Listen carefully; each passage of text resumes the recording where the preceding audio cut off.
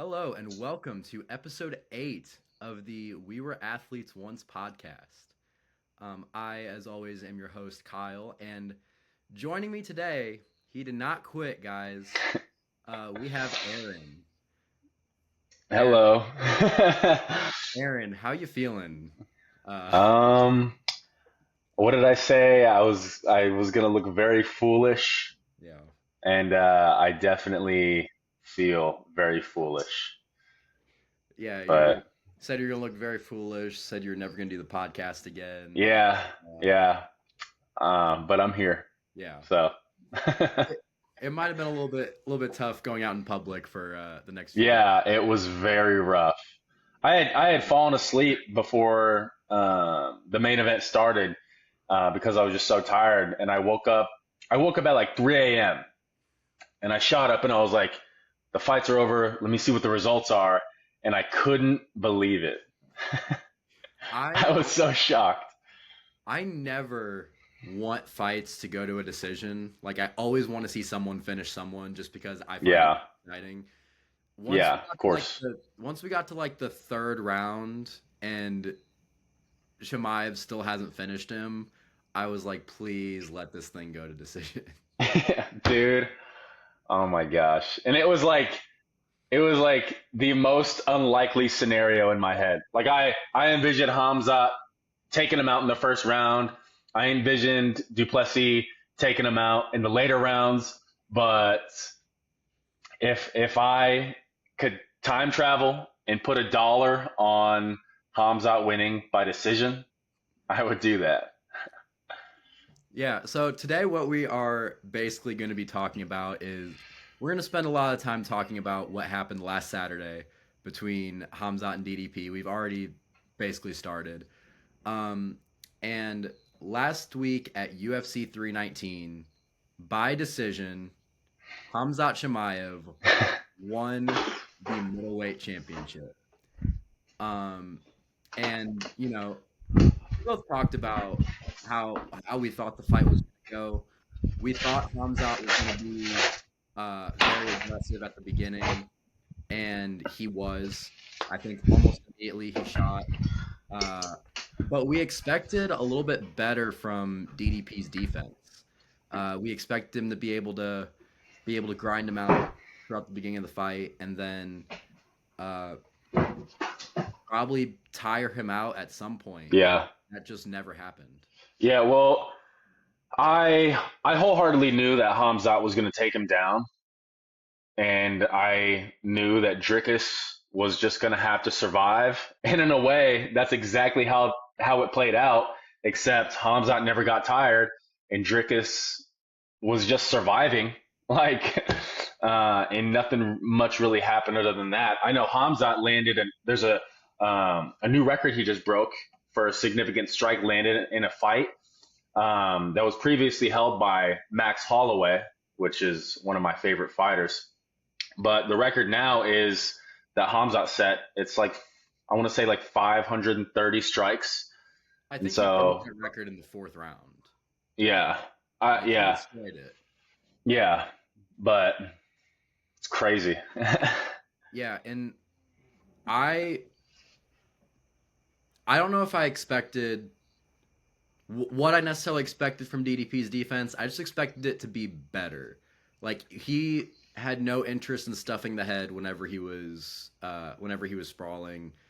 Hamza was able to get to his legs super easily, and he just couldn't do anything from the bottom. Like Hmm. Hamza completely manhandled him. I think he put him in like 4 or 5 crucifixes, which I don't Yeah, think I've ever seen in a yeah. fight. I Fight. think I think there was almost a round's worth of just crucifix by Hamzat. Yeah, and I think he ended up with out of the 25 minutes of the fight, about 23 minutes, 23 and a half minutes of top control. Yeah, it's Like crazy. we both, like I said, we both expected this to end up being a fight that DDP was going to win or Hamzat was going to finish very early. That Yeah. I what was happening on Saturday kind of broke my brain. Like I don't know how one, I don't know how Hamzat didn't finish him. I think a lot of that Yeah. did come from the fact that the one thing that DDP did that was good was whenever he was, in that bottom position and whenever he was in those crucifixes, he was able to like keep his head really Hmm. close to Hamzat's body so he couldn't do a whole lot of Hmm. damage to him. But Yeah. Well, we've seen Hamzat time and time again go in there and be the most dominant first round fighter I think we've ever seen. Just going 100% with his grappling and just taking people down and destroying them. But it turns out that even if Hamzat, you know, turns it down a little bit with the grappling, maybe going 70 or 80%, and just being able to prolong, the grappling exchanges, he is still extremely, extremely dominant. And so I think that's what we saw on Saturday. He turned the aggression, like trying to finish so hard, down, but in turn he was able to just hold position and dominate DDP over the course of 5 rounds. yeah, So and DDP didn't even get much of a chance to tire him out because he wasn't. I wish I had more analysis to give other than he wasn't doing anything, but he just mhm. wasn't doing anything when he was on the bottom. Yeah, And there it's were there it. were sorry, go What were ahead. you saying? I was gonna say it's hard. It's hard when that dude's on top of you. Like these these Russian guys, these Dagestani type guys, a lot of fighters that fight them, they say they're not the strongest, but their balance and their technique, and they always know where to put their weight. They always know where to put their hands, and they always know what to do at the perfect time. And it's their grappling is just elite for some reason. Like it's becoming more and more apparent that it's even higher than some of these uh, very accomplished USA collegiate wrestlers. And so it's just guys coming from that area in Russia and in Georgia, like you see with Marab, like for some reason these guys are just so dominant. Yeah, and there were a couple times throughout that fight where even though there wasn't a whole lot going on DDP's side, he did have a couple chances towards the end of the fight where, I don't know if Hamzat was getting kind of sloppy towards the end or if he just got in really he just found his way in really good positions. But there were a couple times where DDP found himself either on top or on bottom, but an opportunity to get some sort of submission. I think at one point he was going for a Darce choke and had it locked in pretty well, Mm, but mm, he just wasn't able to get it super tight on his throat. mm. And if DDP would have finished that fight after how the first 3 or 4 rounds would have went on those two times he had a chance at a choke, it it would be It would have very. been crazy. I wouldn't couldn't wait to see what the result would be on YouTube and on Twitter and on all that stuff. Yeah. So But turns out Hamzat, he can prolong his grappling. He can go 5 rounds of just, I'm just going to do whatever I want to you. And it's hard to say that a lot of these guys in middleweight right now had it's more hot than it's been in a very, very long time. The guys coming up are very good. And they have striking, they have grappling, but I just don't see anybody in the top 10 that is gonna threaten Hamzat. It's hard to envision anybody beating him right now. yeah, and that's kind of where I was planning on going next. Is Hamza is now the middleweight champion. He is 15-0 right now. He is one of two current champions who are undefeated. Uh, and he's there with Ilya. Hmm. And it's kind of the same situation with Hamzat as I look at with Ilya that I don't really see anyone in the promotion able to beat him. Is that a Yeah. fair statement to say? Yeah, I think with Taporia, you obviously have Makachev, who if we can get a Taporia Makachev fight, that would be, I'd say, the biggest pay-per-view that they could do right now outside of Jones versus Aspinall. But so for Taporia, you got Makachev, who's obviously a great challenge. Um, and then a lot of people don't think about this, but Arman Sarukian in the lightweight division, I think that's probably at 155 because Islam is moving up. But I think that is Ilya's hardest test. And I would say that Arman has a good chance of beating him. But at the same time, back in June, Ilya put Charles to sleep within one, and Charles went to a very, very competitive decision with Arman. And so it's hard to play MMA math. These are fist fights, but at the same time, you almost can play MMA math with some of these fights. Yeah, and even looking at the pound for pound rankings right now, after that fight, Hamzat jumped 10 spots. He is now currently fourth in the pound Crazy. rankings. Only Ilia Topuria, Islam Makhachev, and Merab Dvalishvili are ahead of him. Hmm. Um, I think that's well warranted, and I think he probably should be even higher. I might even Yeah. put him in that top three at that point if he's able to handle a champion like DDP that easily. Yeah. Yeah. I would say I agree.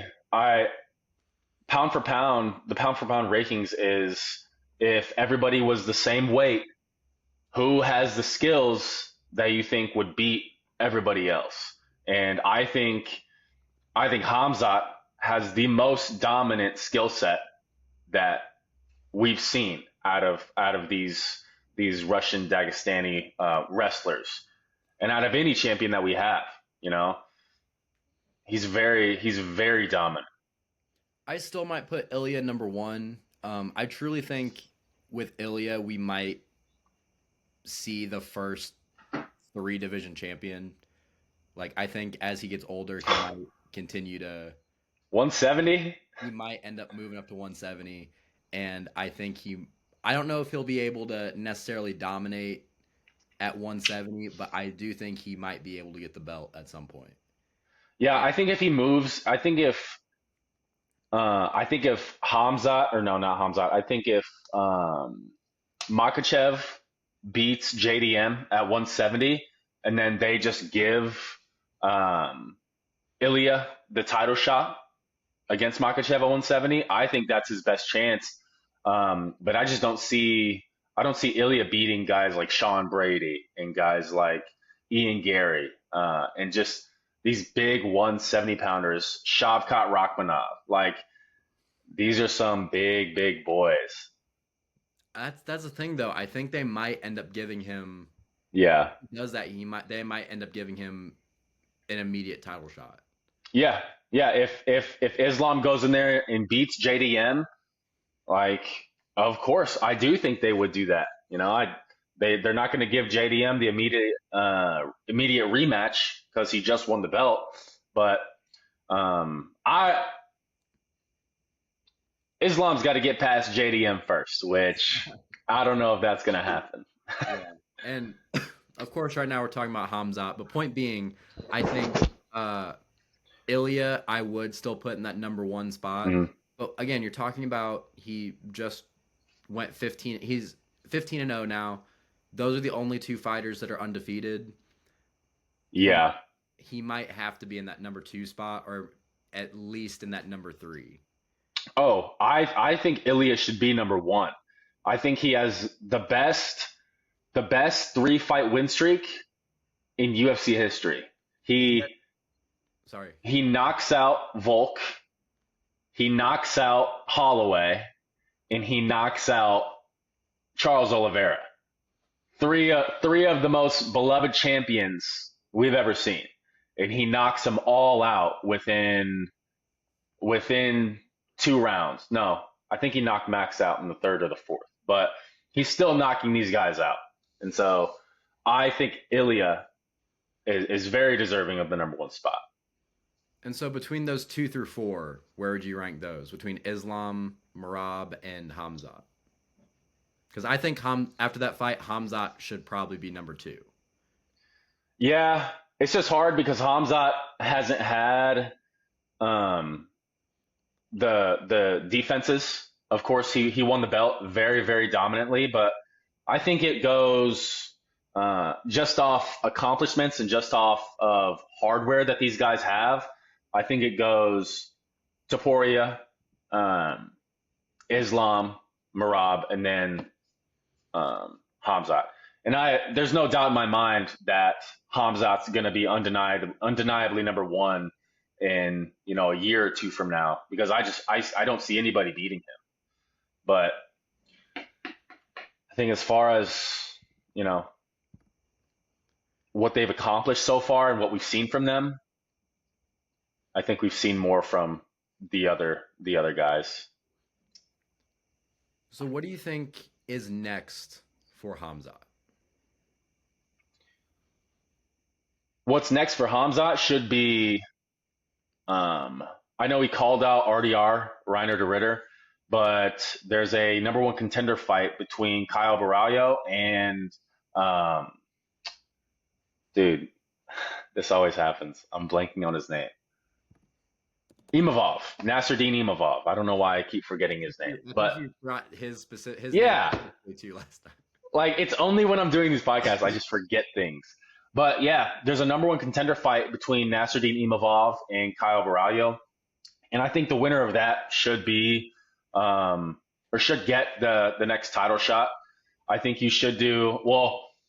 They're doing RDR versus Anthony Hernandez, Fluffy, and I think a lot of 99% of people don't know Hernandez, but I think Hernandez is the dark horse of this division.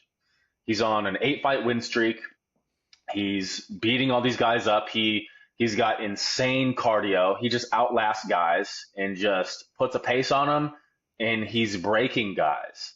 And a lot of people don't know about him, but I think this guy, I think he could beat Hamza. If anybody has the best chance, I do think it would be Hernandez. Now, I obviously still favor Hamza because he's an animal in there and he's just shown his dominance, but I think the best guy right now is Hernandez. If you're listening to this and you don't know who Hernandez is, definitely go watch some of his last fights because he is just he's a marauder, as they say. Yeah, the fight between Baralho and Imavov is on September 6th, so about Yep. 2 weeks away from that. And the fight between Reiner de Ritter and Anthony Hernandez is on October 18th. Hmm. So I think whatever the UFC wants to do, I think there is definitely time. I would Yeah. imagine they might try and push a fight early um, for Hamzat's next fight, maybe like a February or a March type thing. Yeah. Not necessarily early, but they might try and get it in fairly soon. Maybe try to have him fight twice next year if possible. Oh And yeah.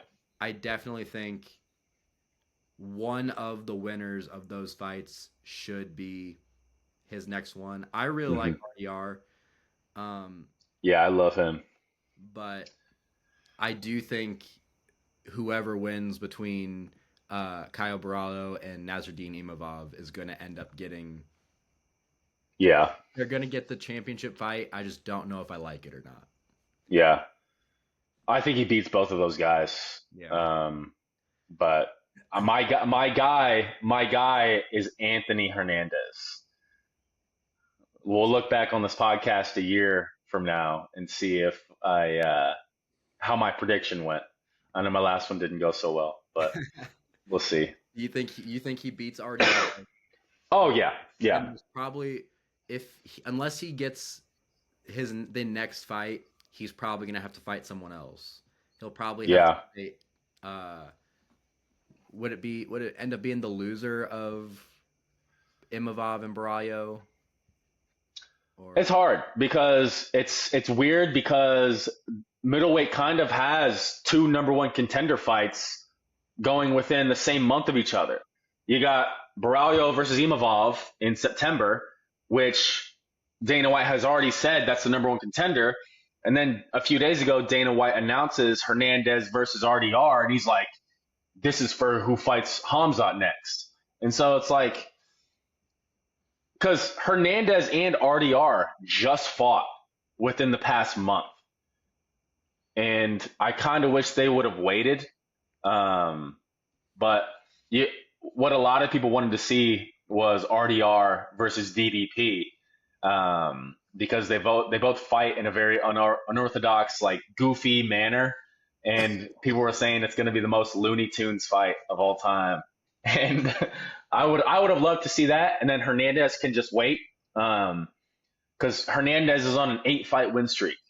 I think that's the longest in the division right now, and so yeah, but we'll see what happens. I think Imavov versus, because Imavov just knocked out Adesanya. That's other than other than Hamzat's win over Dricus right now. I think the second best win that has happened that anybody has in the division is Imavov knocking out um, Izzy, and so I think if Imavov wins, he's the number one guy. He should get his title shot. But on the other side, Barrios, I think his last fight he beat Jared Cannonier, and I think it was around 5. I think it went to a decision, and that's Cannonier. So I think if either of those guys win, they they can be put in a title shot. But at the same time, it just sucks that they made another number one contender fight a month later. It's kind of weird. yeah, I saw the announcement of the RDR and Hernandez fight, but I didn't. I guess I didn't register Dana saying that the winner of that fight is gonna fight Hamzat. Yeah. I hope they do. But regardless, I'm after how the fight ended on Saturday. I am very interested to see what Hamzat's next fight looks like. Oh yeah. But now that we kind of have UFC 319 in the rearview mirror, it may be a little bit early, but I kind of want to take an early look at UFC 320 because UFC 320 has 3 fights on it that are very interesting, and they have a light heavyweight championship rematch for the championship. They Hmm. have Marab fighting against Corey Sanhagen for Yep. the bantamweight championship. And then on top of that, we also have a number one contender fight in the light heavyweight division between Yuri Prohaska and Khalil Roundtree. This is an absolutely loaded card. And so Hmm. I want to talk really quickly about those 3 fights. First with Yuri and Khalil. Is there any chance that this fight doesn't end with Yuri knocking Khalil out? um, I mean, maybe. I think Khalil can go in there and surprise us. Khalil's a great fighter. He's got great striking, great Muay Thai. He's got, I would say, he's got the best Muay Thai in that division. But Yuri is just, I don't know what it is. He just goes in there and he doesn't care, and he's gonna get in your face, throw everything at you. And I got Yuri winning. He's just like it's like this dude was plucked out of the 1800s as a Viking, and like this dude should be fighting in Colosseums. Um, he's probably the most unique and one of the most special fighters on the roster right now. Um, it was one of his. I think it was after he beat Glover Teixeira for the championship in 2022. This guy locked himself in a dark room for like 3 days to, I guess, fight his demons. Like there's nobody else like Yuri, and nobody fights like Yuri. Um, and a lot of his fights, he fights very recklessly, and he fights like an absolute maniac, but he makes it work. He's knocking guys out. He's finishing guys. But again, he fights very recklessly. And in the Pereira fights, he paid for it dearly, especially in the second one. So I'm going to go with Yuri in that fight just because of how crazy he is. And I think he can put a pace on Roundtree.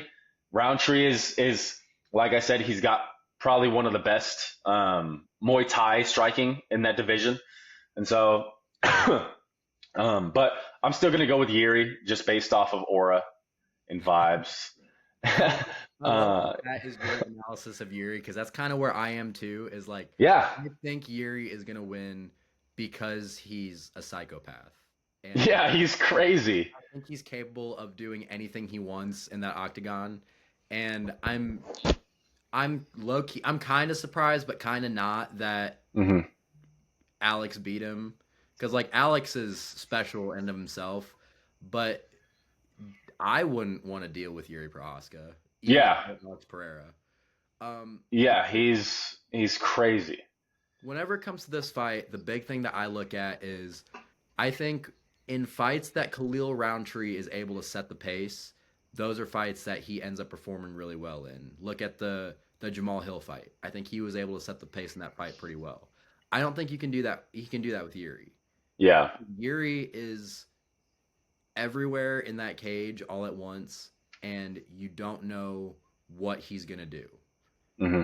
Like I said, we basically have no analysis really on Yuri as a fighter other than he's crazy, Yeah. and I think that bodes poorly for Khalil Roundtree. Um, Yeah. I have Yuri probably beating him via knockout in the middle of the early Yeah. middle fight. And Yeah. I'm very glad that Yuri. This will end up meaning Yuri will probably get another shot at the title in the very near future. Yeah. And the thing about Yuri and the thing about Roundtree is in a lot of Roundtree's fights, he very early in the fight, he hits a lot of guys with something that hurts them and something that makes them think twice. But with Yuri, he doesn't care. He Like doesn't think at all. in the Rakic fight at UFC 300, his legs were getting chewed up. He was getting tagged on the feet in that first round.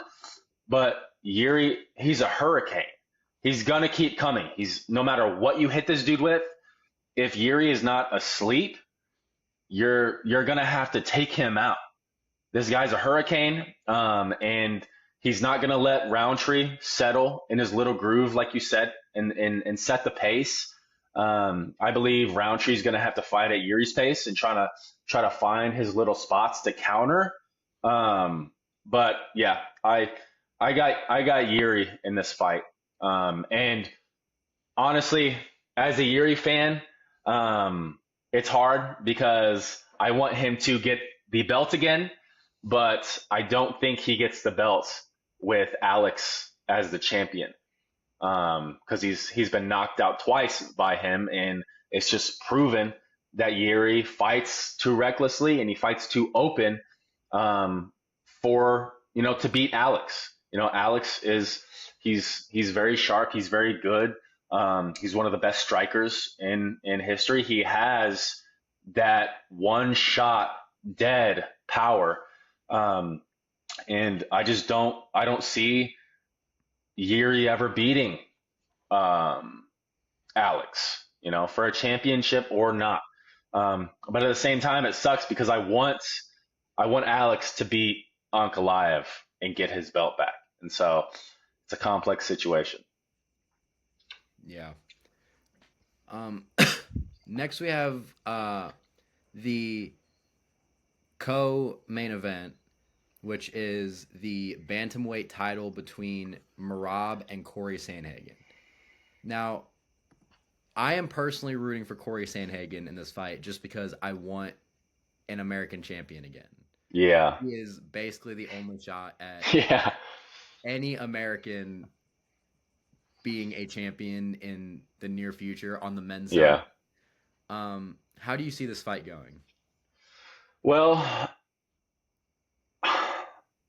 my it's hard because I think I don't think it's a really hard prediction to make, but a few things about Corey is him and O'Malley are very similar in that they both have very good striking.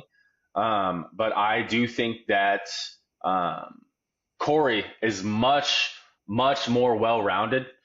He doesn't have the power that O'Malley has, but what what Corey has is he has the grappling, he has the well-roundedness, and another thing is he has more explosive.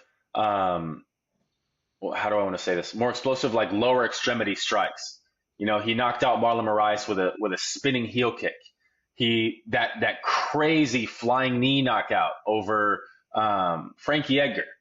But he can also 50-45 Cheeto Vera, Marlon Vera. He can 50-45 Rob Font using his grappling and showing his dominance there among these other guys. And so um, I personally believe that it's a more stiff test and a harder test for Marab than O'Malley is. Um, but at the end of the day, I do see Marab going in there and just doing Marab things. Of course, like I said, Corey has the explosivity to hit him with something crazy coming in. Um, but you know, Marab is he's a freak and he can just shoot takedowns after takedown after takedown and just dominate guys. So I'm gonna go with Marab in that one, but I do think Corey he provides some different challenges for Marab. You know that explosivity and that creativity that Corey brings to the table, and I wouldn't be surprised if Corey catches him coming in. But I'm probably 80-20, you know, for Marab in that one. Yeah, I think the thing that hurts whenever you're thinking of Corey's chances of winning this fight is the fact that, and you brought up Sean O'Malley earlier, that he doesn't have that one shot knockout power like Sean O'Malley has. He is a guy that can do a lot of damage to someone fighting him on the feet, Hmm. but I would feel a lot better with him if he had that because I just don't see a world where Corey is able to finish Marab. Like Mm. I think he can wrestle him really well. His jiu-jitsu is going to be a really big strength on his part, but I don't know if I see a world where he finishes him on the feet, where he finishes him on the ground, and I think whenever you're talking about their ground game, I think Marab is probably just better. I think Oh yeah, he's just a better all around fighter, and I see this fight being a lot closer than a lot of people might think. But I do think this fight's gonna go to a decision, but I do think Marab probably has this fight. yeah. I think Marab should be the favorite, and I think the majority of people are going to pick him. I can definitely see Corey finishing him with something up the middle or just something super creative. Um, you know, he does have some of the best striking in that division, and he's very well rounded.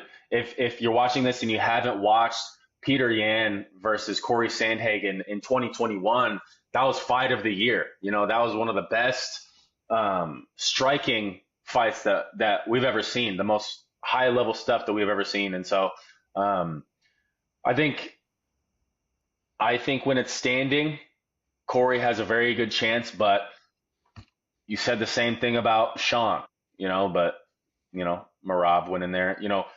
Marab dominated Peter Yan, Marab, and honestly, Marab he's sneakily creating one of the best resumes in MMA.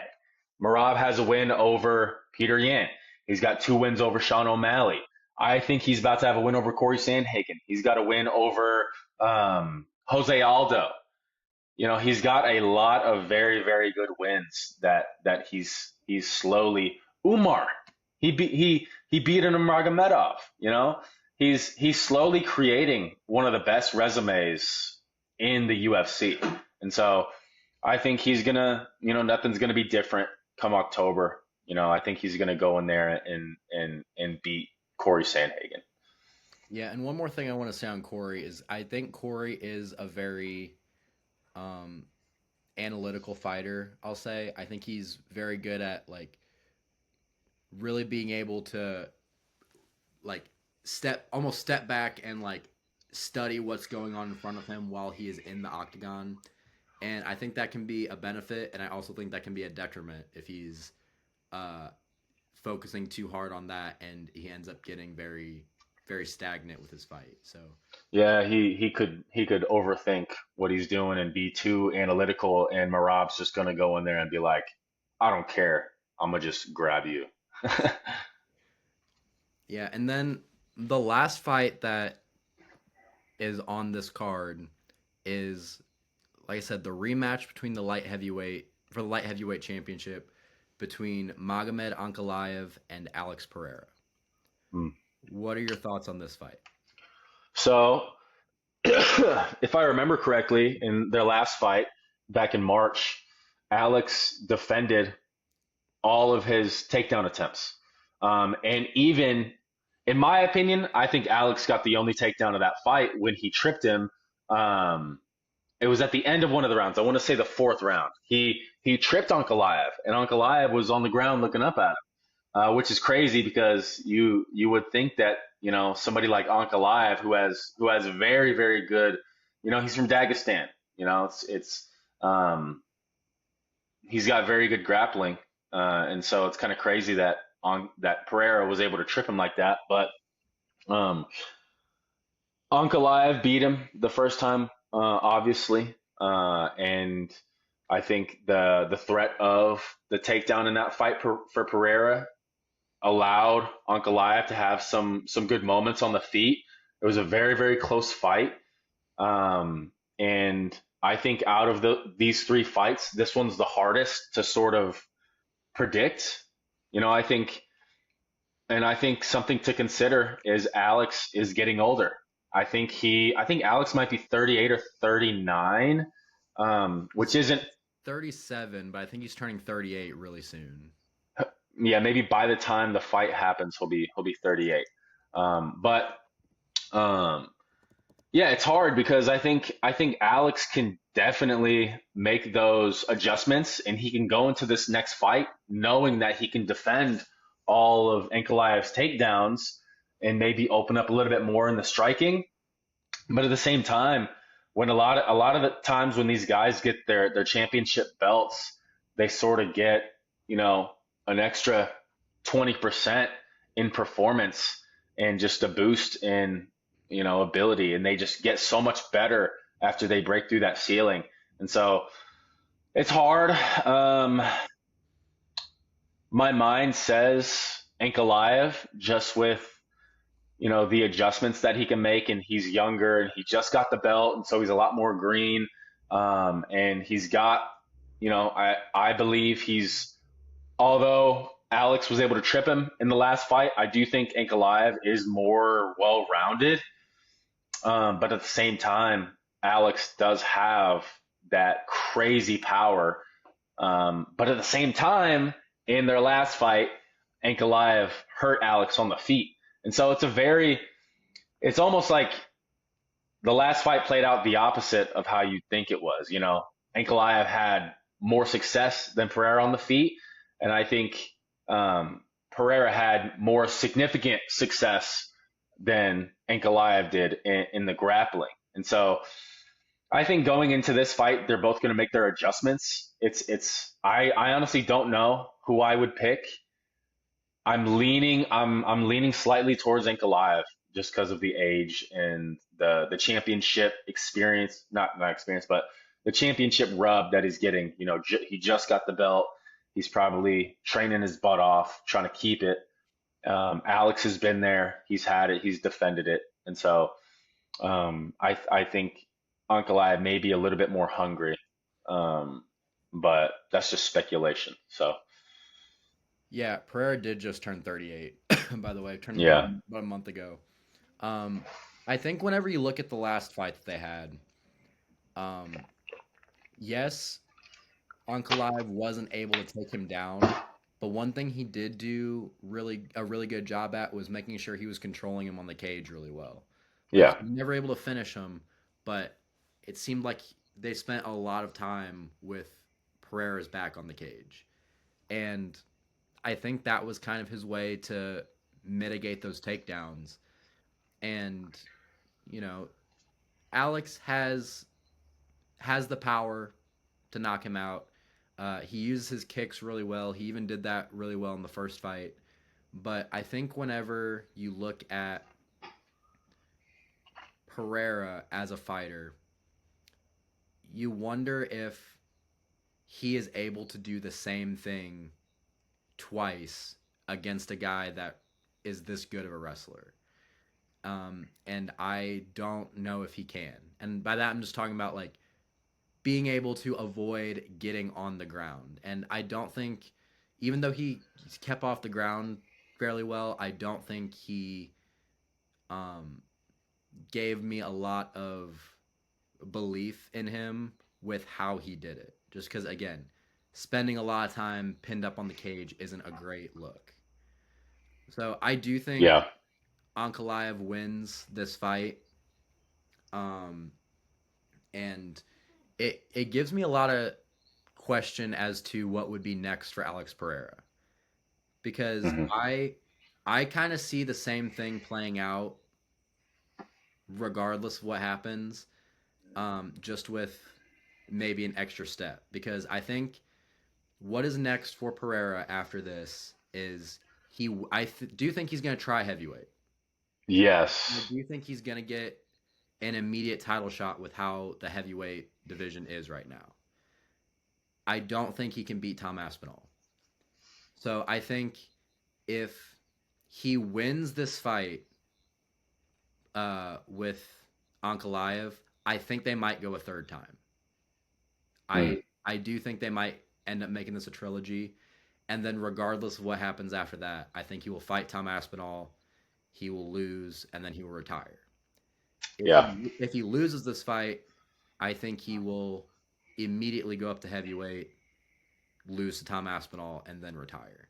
So Hmm. I that's just where I see Alex's career going. I don't love it, especially if he does lose, because he would basically, if I'm right, he would basically end his career on a 3 fight losing streak. Um, but you know, whenever you're looking at this specific fight, another thing to look at that I completely forgot about until now is right now Alex is walking around at 245 pounds. Like he has to cut a lot of weight for this fight. And I don't think that is something that's going to bode very well for him again, especially at 38 years old. Hmm.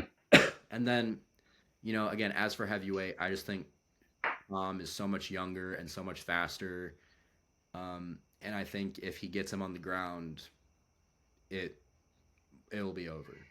Yeah. And I I think if he loses, I don't think they would give him an automatic title shot at light or at heavyweight, but I do think if he loses, he should go up to heavyweight. And, there's a lot of fights that he can have there that he can just go, a lot of the heavyweight blobs that he can go in there and just have fun fights with, not having to cut all that weight, just I just imagine him going straight from what could potentially be a light heavyweight trilogy to fighting a guy like Tai Tuivasa. Oh my gosh, yeah. I don't think they would give him, but maybe I don't know.